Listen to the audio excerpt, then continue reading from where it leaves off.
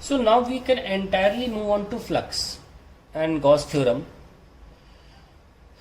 and then we have to मतलब हमें electric field almost खत्म ही कर दिए हैं. प्योरली इलेक्ट्रिक फील्ड के बारे में बात करें तो there can be numerous derivations but which are not required for your syllabus of class 12th, but definitely I'll be putting them when this unit comes to an end. तो लेकिन flux और Gauss theorem शुरू करने से पहले अगर हम बिल्कुल डेप्थ में समझना चाहते हैं गॉस थ्योरम क्या चीज़ है, तो हमको कॉन्सेप्ट ऑफ सॉलिड एंगल ज़रूर आना चाहिए. Concept of solid angle. और हमको ये नहीं आता तो आप ऊपर ऊपर से निकल जाओगे, बहुत सी चीज़ें आप नहीं समझ पाओगे. तो क्या है concept of solid angle? It is a 3D angle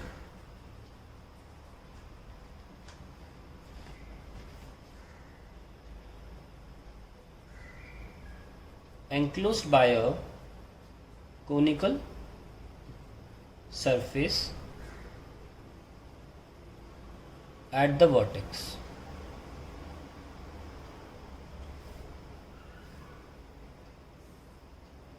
बना लेते हैं.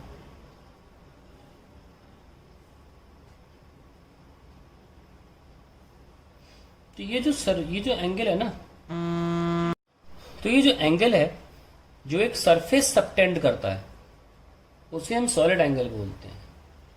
सरफेस सबटेंड करता है, we call it a solid angle. और इसका एक रिलेशन होता है 2D एंगल से, थीटा से. Solid angle is denoted by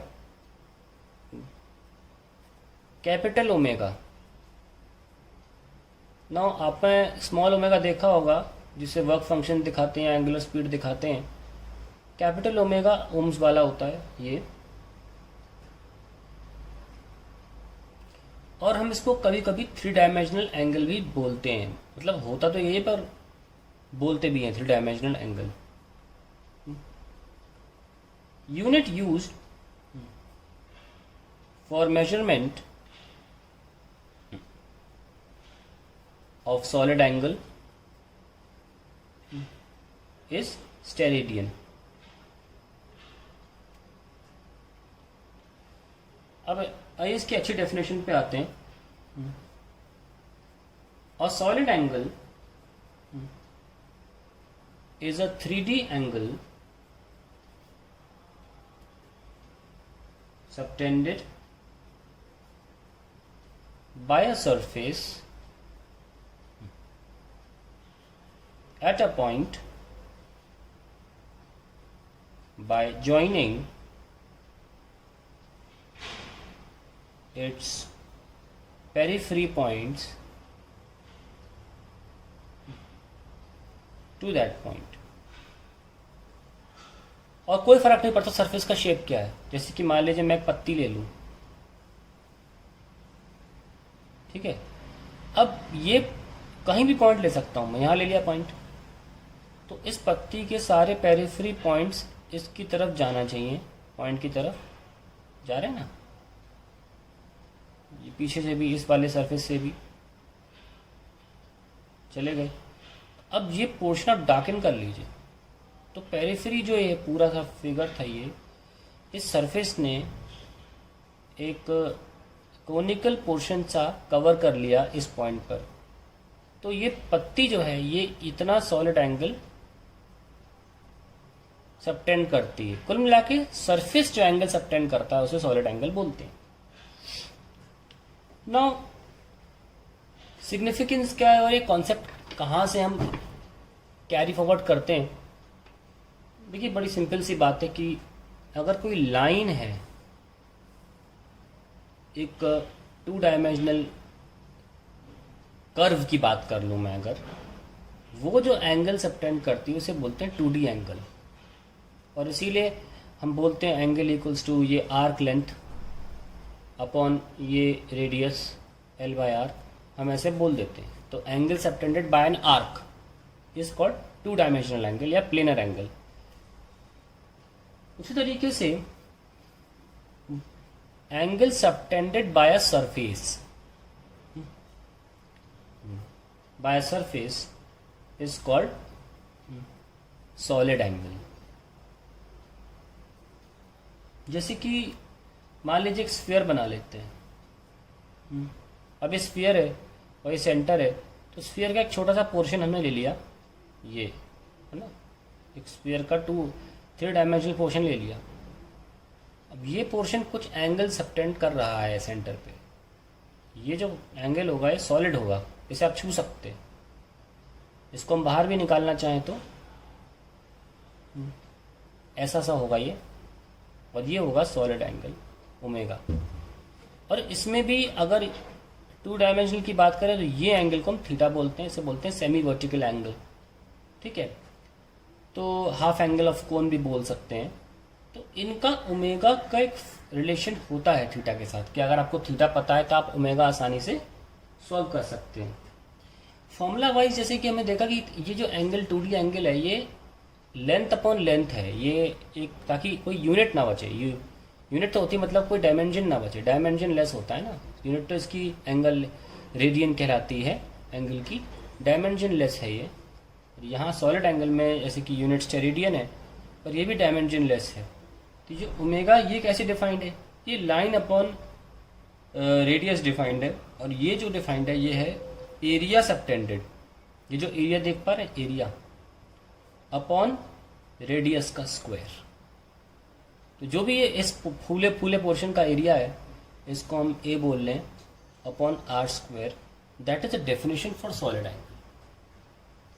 अब जैसे कि आप बेसिक बात बताता हूँ मैं आपको, कि हम कहते आए हैं कि एक स्फीयर सॉलिड एंगल 4 पाई सबटेंड करता है, उसके पीछे कहानी क्या है भाई। पूरा स्फीयर जो है उसका एरिया कितना होता है, surface area 4 pi R square, और उसका रेडियस का स्क्वायर आर स्क्वायर।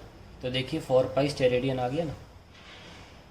तो एक सॉलिड एंगल कितना एंगल सबटेंड करेगा, 4 पाई स्टेरेडियन। लेकिन अगर हम सच में सही तरीके से सॉलिड एंगल का भरपूर प्रयोग करना चाहते हैं, फ्लक्स वाले चैप्टर में, इलेक्ट्रिक फील्ड में, और भी कई जगह पर जहाँ भी आप करना चाहें, लाइट में भी करा जाता है अच्छे अच्छे क्वेश्चंस में इंटेंसिटी निकालने के लिए, क्योंकि लाइट 3 डायमेंशनली फैलती है, हमको पता है 2 डायमेंशनली नहीं फैलती।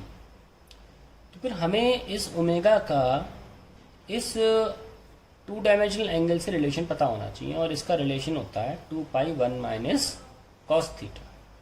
और ये हम आज प्रूफ करेंगे कैसे ये आया, ताकि आपको ये इरिटेशन ना हो कि आया कहाँ से, इसे हम प्रूफ भी करेंगे। तो let us see how we prove it.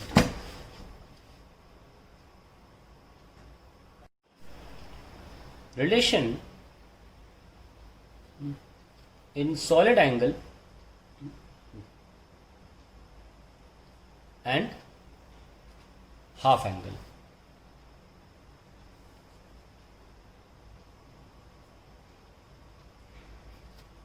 Of cone. तो एक हम कोन बना लेते हैं।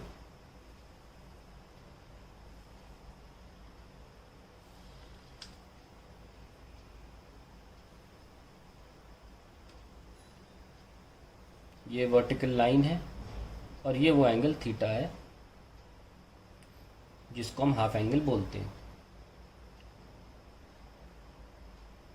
अब मान लीजिए एक छोटी सी स्ट्रिप ले लीजिए, बहुत छोटी सी, जिसका एरिया ds के बराबर हो। पीछे भी है वो दिखेगी नहीं क्योंकि हम सामने देख रहे हैं, पेपर पे 2D है पर पीछे भी है। ओके, ऐसे। तो अगर हम आपको फ्रंट व्यू में दिखाना चाहें तो सर जो कोण होगा वो, मैं ऐसे की बात कर रहा हूँ ना, ये वाला। ठीक है, और मान लीजिए कि यहाँ इस तक एंगल जो है वो फाई है, सॉरी फाई, और ये स्ट्रिप की जो थिकनेस है वो डी फाई है। ठीक है, और यहां तक पहुंचने के लिए जो रेडियस है उसको हम x ले रहे हैं। जो स्ट्रिप ली है, मतलब यहाँ पे अगर देखना चाहें तो ये जो दूरी है ये x है, और इतना पोर्शन जो है इसे हम dx बोल सकते हैं, जिसको हम बाद में लिख के दिखाएंगे कैसे लिखते हैं एंगल के फॉर्म में। तो अब देखिए जरा, इसका हमें एरिया निकालना है। Area of elemental ring of radius x। तो अगर इस रिंग को आप बाहर निकालें, इसका रेडियस x है, इसकी थिकनेस dx है, तो आप d एरिया कैसे लिखेंगे? भाई इसको काट दीजिए और फैला दीजिए। ऐसा तो हमने कई बार मोमेंट ऑफ इनर्शिया में भी किया। तो ये चीज़ हो जाएगी 2πx और ये थिकनेस dx। तो एरिया लेंथ इनटू ब्रेथ होता है, लेंथ 2πx और ब्रेथ कितनी dx। तो नोटिस करें कि हम इसको dx बोल रहे हैं, ये जो लेंथ है इसको हम dx बोल रहे हैं ना। dx आर्क की तरह है, आप देख सकते हैं ये आर्क है ना। और रेडियस जो है वो स्मॉल r ले रहे हैं हम, तो रेडियस तो हमने स्मॉल r ले लिया, तो आर्क हमें मिल गया। आर्क लेंथ ये है, रेडियस जो है वो r है। तो d फाई कैसे लिखोगे? Angle equals to arc upon radius. So now you know how to write dx in terms of angle r d phi. Very very important. और यहाँ पे जो रेडियस है उसको यहाँ पे लिख देते हैं, dA is equals to 2πx into R D phi.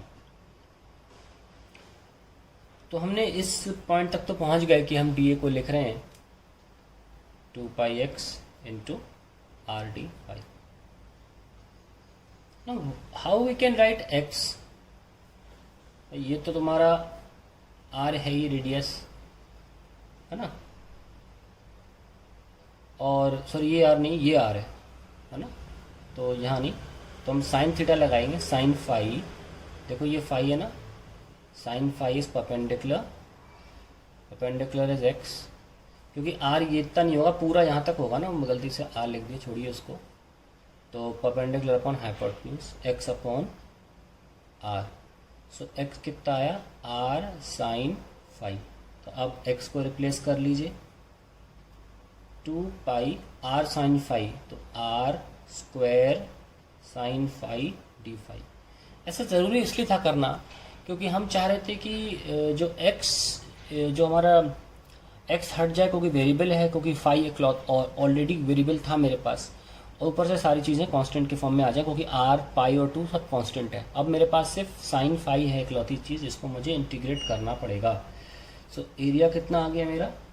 That is 2π r square integration of sine phi D phi. कहाँ से कहाँ? ज़ीरो से। स्ट्रिप कहाँ से कहाँ फैल रही है देख लीजिए।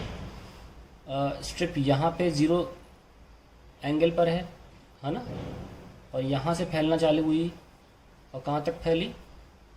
थीटा एंगल तक। So we can simply write 0 से theta. Let's solve it. 2π r square into minus cos theta, cos phi sorry, क्योंकि साइन थीटा का इंटीग्रेशन माइनस कॉस थीटा होता है, 0 से थीटा। सो एरिया कितना आया? 2π r स्क्वायर। जब भी माइनस साइन हो, lower limit minus upper limit करें, कॉस 0 माइनस कॉस थीटा। ठीक है। So we have area is equals to 2π r square 1 minus cos theta. Now we know that this area can be written as, जैसे कि definition बोली थी मैंने कि आप इसको देखें, अगर यहाँ देखें ओमेगा को डिफाइन कैसे किया गया? Area upon R square. तो एरिया क्या होगा? ओमेगा आर स्क्वायर है ना, रेडियस का स्क्वायर। तो इसकी जगह लिख सकते हैं सॉलिड एंगल इंटू रेडियस का square is equals to 2π r square 1 minus cos theta. ये कैंसिल हो गया, तो ओमेगा कितना आया? 2π 1 minus cos theta. Basic derivation है, जिसने इंटीग्रेशन किया है अच्छी तरीके से मोमेंट ऑफ इनर्शिया वाले चैप्टर में और रोटेशन वाली यूनिट्स में, जहाँ पे हम बड़ी बड़ी खूब सारी इंटीग्रेशंस करते हैं, वो उसके आपसे तो बहुत ही बेसिक है। तो इसमें कोई ऐसी टेंशन की बात नहीं है। तो अगर आप क्लियर नहीं होता है, उसका कारण ये हो सकता है कि आपने 11वीं क्लास में इस बहुत ही निचले लेवल की इंटीग्रेशन नहीं की होगी, और इसको आप 2-3 बार देखेंगे तो आप क्लियर हो जाएगा। लेकिन आपको ये आना चाहिए as a physics student solid angle पता होना बहुत ज़रूरी है, और इससे आप यकीन नहीं कर सकते कि कितनी आसानी से हम चीज़ें निकाल लेंगे।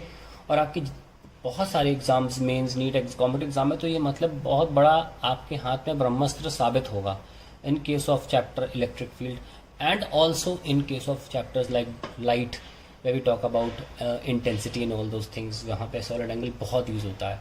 तो ये एक तरह का ट्यूटोरियल है। कभी भी आप फंसेंगे, ये मतलब अगर आगे की स्टडी में भी जाएंगे, आप साइंस पढ़ेंगे आगे, तो उसमें सॉलिड एंगल का कंसेप्ट आपको उस दिन यकीन रियलाइज़ होगा कि हाँ अच्छा उन्हें पढ़ लिया। कभी भी आप निकाल के इस लेक्चर को देख सकते हैं to understand how solid angle is proven and what is the relation between omega and theta.